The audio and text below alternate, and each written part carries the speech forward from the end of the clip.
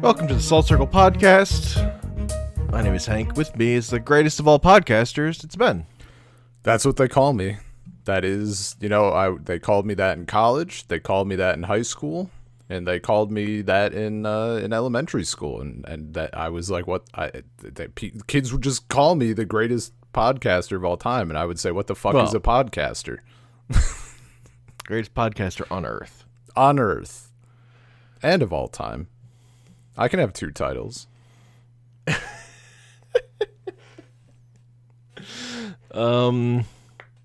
we're talking about the Pluto anime. Hell yeah.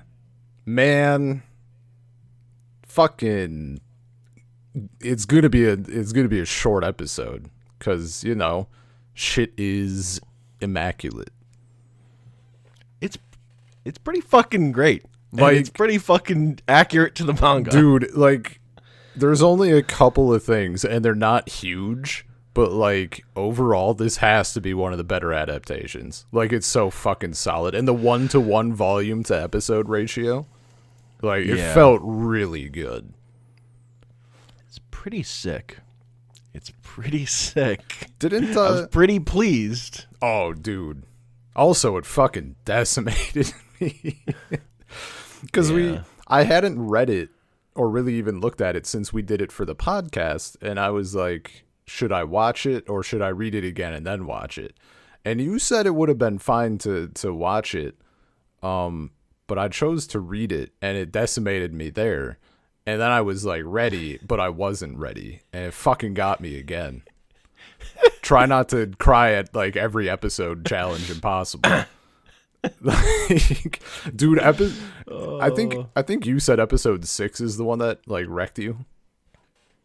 Yeah. 2, the one with at the end with Tenma and Helena. Yeah, Tenma. Yeah. and Helena. Okay. Yeah. Where he's like telling her, first you just pretend to cry. Oh, dude. And then it'll become real. Like that part, that's the part that gets me. It got me on this go through. That's how you know it was fucking devastating. Like, you said episode 6 is the one that got you, and I was about to start the next episode. Like, obviously there's a huge time gap there, but I remembered this. Yeah. As I was about to start episode 6, or as about to start my next episode, and like my parents are in the room, and like stuff was going on, and I like clicked start, and I saw what one it was, and I'm like, oh, it's this bit. And then I looked at the episode number. It said 6. I'm like, I'm fucking out. I'm waiting until I'm alone. I don't need to be a fucking mess in front of people. Episode 2 is what got me. Brando's death. Like, Sure. him fucking like trying to send the data, but he can't because he can't stop thinking of his family. Fuck. Yeah, dude. Like, I was thinking about the whole thing afterwards, and as someone in a happy marriage who wants kids and is also residing in and close to emotionally because of Anya, like a country that is kind of immersed in conflict, this is like a fucking combo. Like, it's just bah every fucking turn. It's great though. I love it. The music fucking crushed it. Music was great. Yeah. Music is good. The animation is good. Yeah. Voice acting, very solid. Did you bother checking out like any of the dub stuff? I did not. Okay. I didn't think to turn it on until afterwards. And I didn't. But I thought of it because, like, Netflix, like, they have a shitload of language options. Yeah. Yeah, dude. I don't know. It's fucking Pluto. It's really fucking. It really is just Pluto. I think in a like this, if I think I would recommend the anime actually to people who like were wanting to check it out. But that's also maybe because the people I run into are a little more prone to watching things than reading. Sure. And it's on Netflix. It's That easily yeah, accessible. it's super yeah. But honestly, like it's so fucking equal. Like there are some bits that got me more in the manga. The dog scene fucked me up more in the manga. And I think the stuff that got me, or like even the North number 2, I think hit a little more in the manga, and that's because like in the show you're watching it at the show's pace, but in the manga I can stop on that page and then I'm fucking thinking about it. But in the show that you're moving on. So there's something about the way Urasawa, when he like the pace when he wants something to fucking hit in the manga, it just fucking hits me every time. Yeah, dude. Oh, like and the anime does a pretty good job, but it doesn't always hit as hard at regularly at moments the way the manga does, I think. Sure. Yeah, I think I would agree generally. No, that like it is wild though how going through it, like I mean it's something I haven't gone through things multiple times for a lot of the shit we've done. The closest thing I can think of was when I was redoing Berserk, and like I know all the damn beats, and it doesn't even matter. Like there's nothing you can do. Yeah. This truck is gonna hit you. Actually, it's gonna hit Tobio, but you know.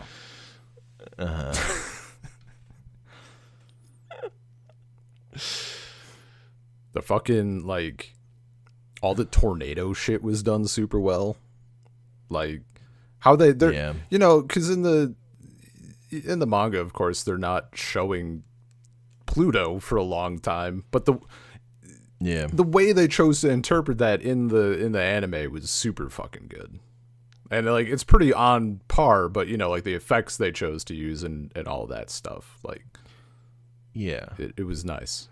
Well, like they use modern like CG tools as tools. Yeah, to, instead like, of do effects and stuff, instead of like building the whole show with it, because they still have like more traditional. The characters look like the characters in the manga. Yeah, dude. So they're more 2D drawings, and it's like, yeah, this is a anime from this period of time, but it's like really well done, or whatever. And like they probably took a long time on it. I couldn't stop thinking. I mean, because I reread it and stuff, like just thinking about I think you told me or sent me the quote or something about like people were like, oh, this is a fun story about like a robot who beats the other robots, and I was like, is this not just the horrors of fucking war? Like, am I crazy? And then he made the whole thing, and just like.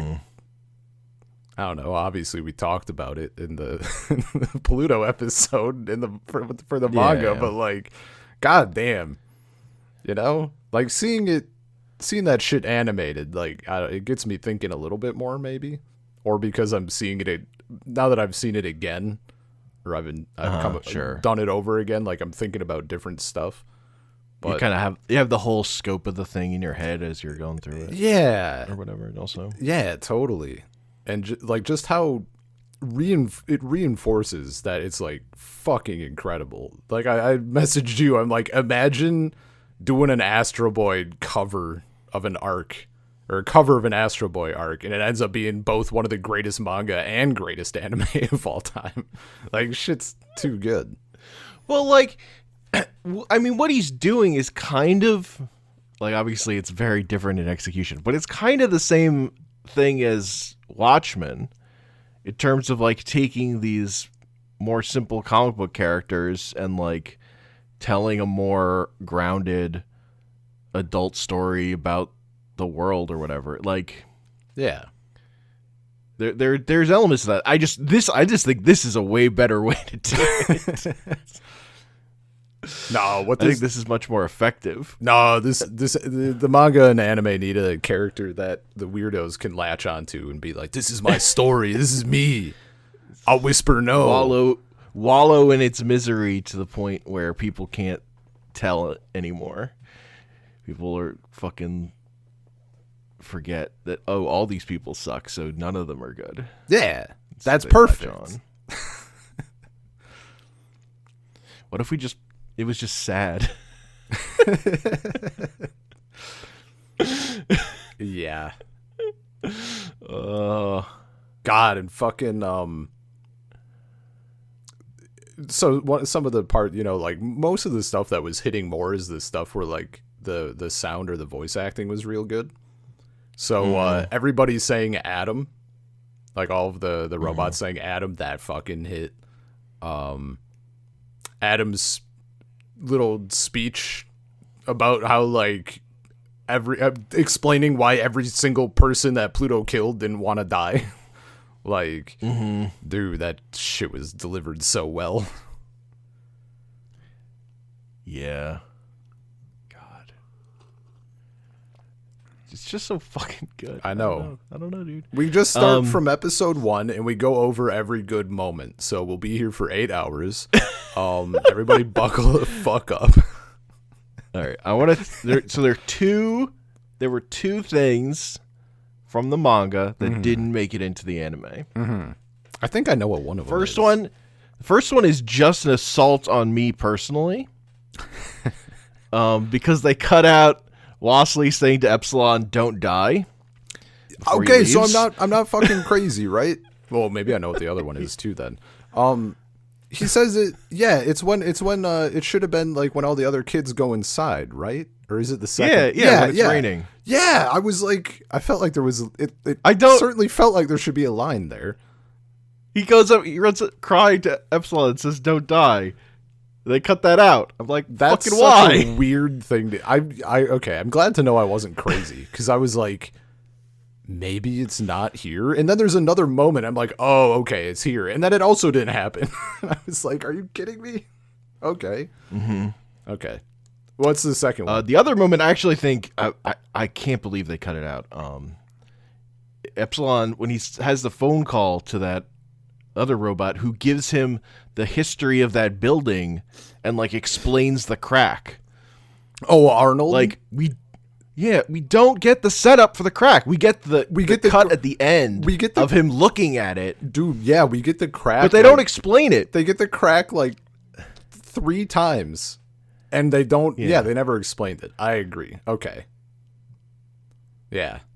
No, because that's such a big thing in that story of like that's the thing, and they just left it out. It's really weird to me. Am I crazy that with him explaining the crack, I feel like he was also telling it to one of the people, like the higher ups at the building, the weather station or something, and don't they like scold him for it, or am I just completely fabricating that in my mind?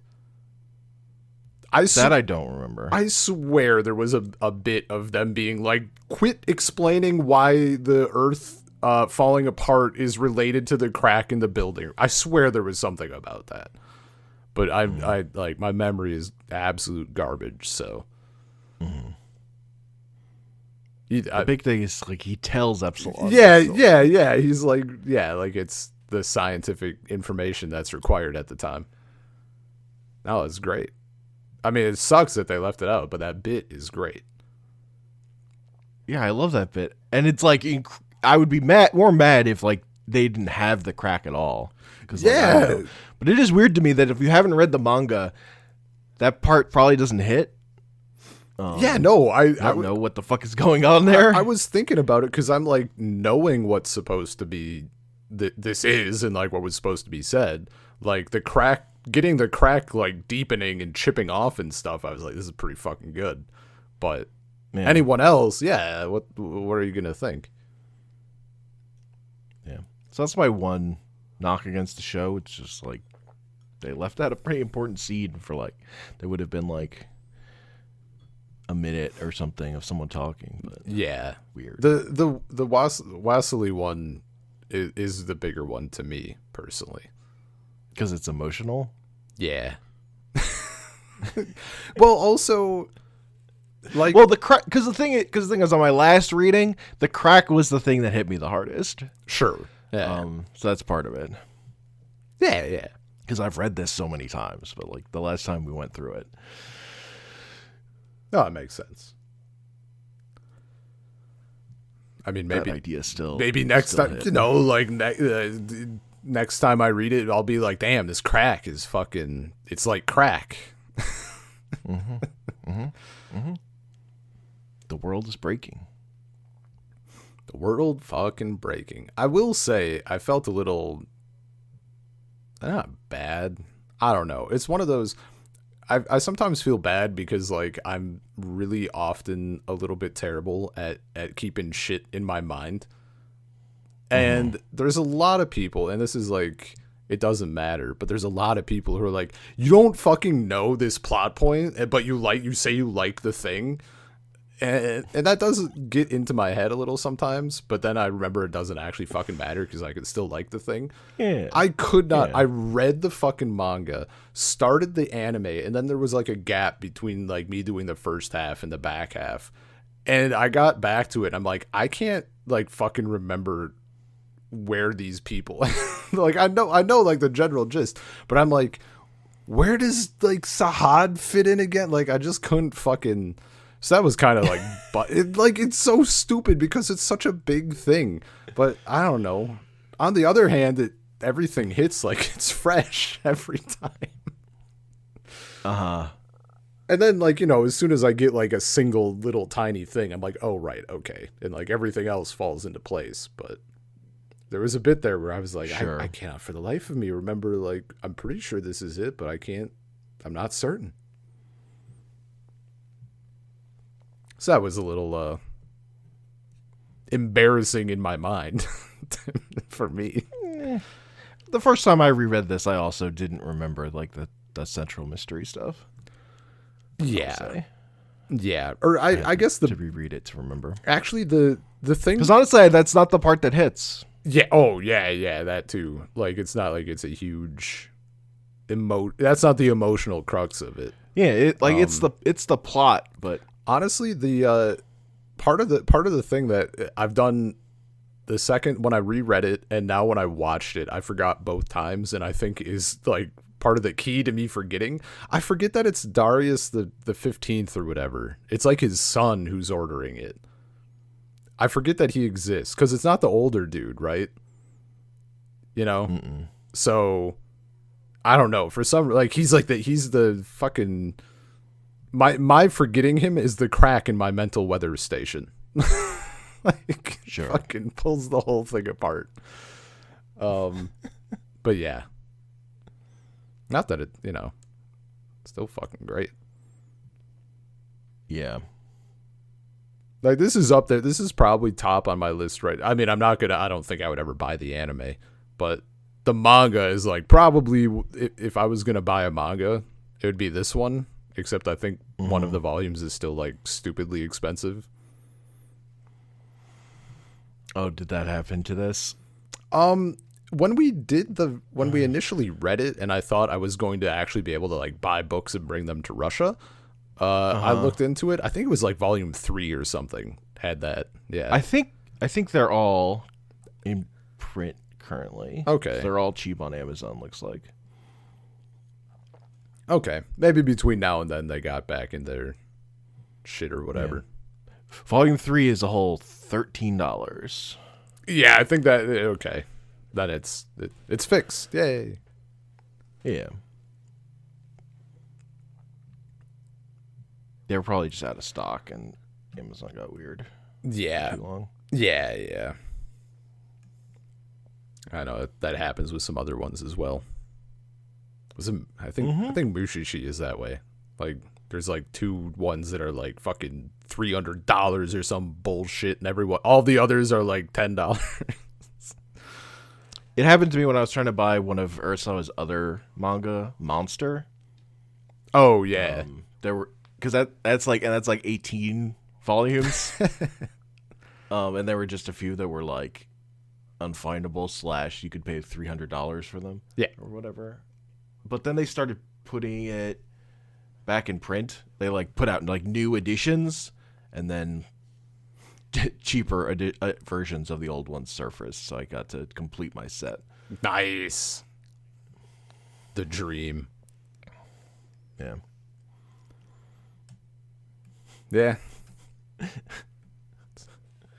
Someday I'll get shit again. Maybe. Or not. Or not. There's no need to like own physical books. I know, but I do like them. There's no need, but you know. I'm a sicko. I mean, for like the shit that I don't even know. Would I want to own Sailor Moon? I mean, I like the Sailor Moon manga more than the show a little bit. But see, that's like a tough one. Like the fact that I need to question it, like it's not at the top, you know. But like Pluto, Urasawa, Dragon Ball, like I'd fucking get those all. give me a shitload of cash to burn. I'm ordering that shit. I just ordered the volumes of Super that I don't have. The newer, the like granola and Moro arcs. Oh, yeah. Nice. Because I'm excited for the Super manga to start back up. To get past the fucking movie. Yeah. Dude, I'm pretty hyped. Pretty excited about that. We'll say.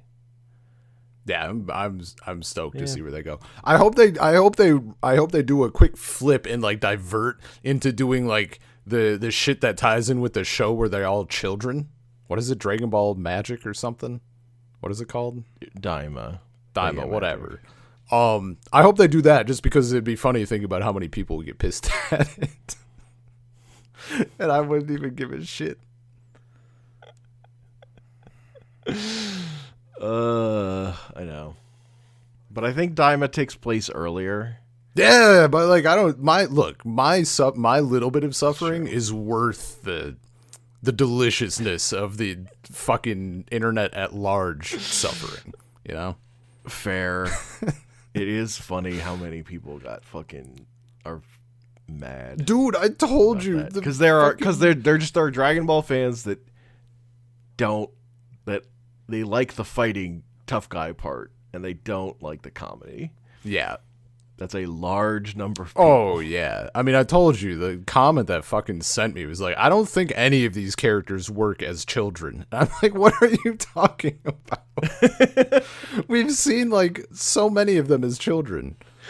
Fucking don't work. Fucking Kid Piccolo is perfect. Oh, man.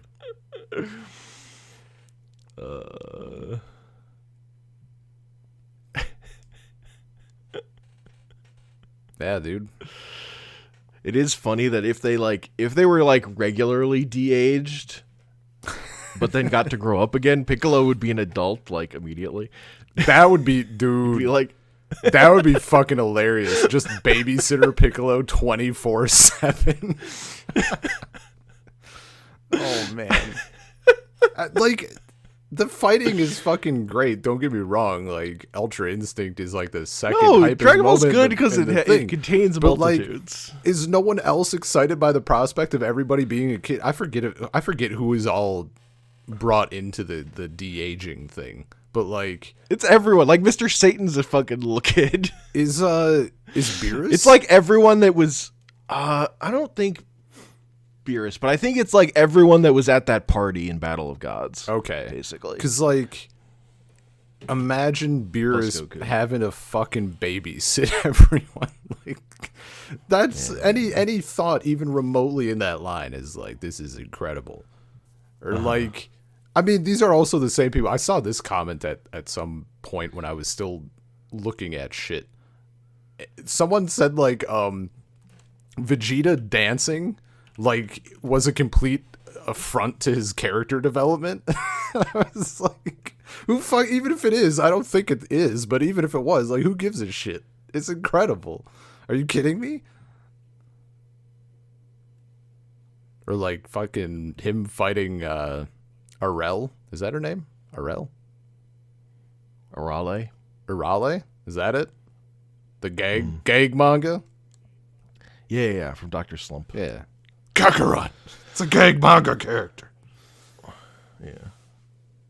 Shit's I don't think Beerus or Whis are in it, but we do see Supreme Kai and Kibito as kids. Hell yeah. Dude, like I'm fucking stoked for that shit. I'm ready. Kid Master Roshi. Jesus. Kid Ox King. My only beef is that there's no way they draw them chonky enough. There's no way they go back to that, which is a little sad. No, it's closer to Toriyama's like current style. Yeah, kind of yeah. But like, man, imagine if we got fucking Ham Goku and Chonk Krillin again. Yeah, no, but no, this Kid Goku is not nearly chonk enough. You're not wrong. I still have that fucking picture that that screenshot that I took where it's like from the back and it's him with like he's at the I can't even think of the name of it. The Lookout. No, not the Lookout. Below it. What's below it? The Korin's Tower. Korin's Tower. Just okay. I was like, it's Tower or something. Couldn't remember his name. It's like him there and something happened. He's like pissed and it's like a shot from behind and his arm is like fucking wide as hell. It's like the chonkiest his arm ever is. It's that shit's burned into my brain, dude. It's too fucking good. It is excellent. Anyway, I think this is just going to be a short podcast. Yeah. You know what else is excellent? It's Pluto. It's Pluto. If you are desperate for more Pluto thoughts, we did a whole podcast on Pluto, which is why this is short partially. Yeah. Because it's not like the anime is super different. It's just a good adaptation. It's a faithful. It's a faithful adaptation. It's a super fucking faithful adaptation in my book. Like the fact that those 2 points are all that we really get that's not it's there. It. Like I was like thinking hard, and that was after I watched it. I was like, these are the 2 things. Yeah, man. No, they changed. They put like some stuff that's like at the end of the volume, at the beginning of the next episode. They don't, because manga tends to like want to fucking. Sometimes it wants to like bait you into buying the next volume really hard. Yeah. Or whatever. They moved some stuff a little bit, but that's not nothing major. Yeah. No, and I didn't even notice that. Like, I didn't, like, from a coherence standpoint, from like a story standpoint, like everything everything was in place in that regard. No, it's literally, they're only moving things that were like, in the volume of manga, setting up what was happening in the next volume of manga. They just put it all together. Yeah. Right? No, shit is fucking good. Highly recommend.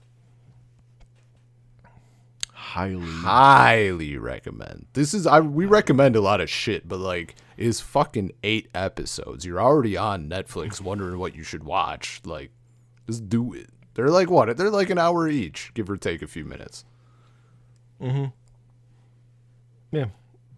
Anyway, Salt Circle Podcast, gmail.com, Salt Circle Pod on Twitter, anchor.fm. So Salt Circle, we're on YouTube at Salt Circle. I'm on Twitter at Comic Panels. Probably should have done the recommendation at the beginning of the episode. Yeah, we never remember to do that. Here's us fucking spoiling the whole thing. Go watch it now. It's great. Actually, in this case, it's worth it anyway, really. In this case, also, we didn't spoil that much. We didn't spoil that much. I mean, you kind of... Also, the original Astro Boy arc has been out for just a smidgen of time now. So... Yeah.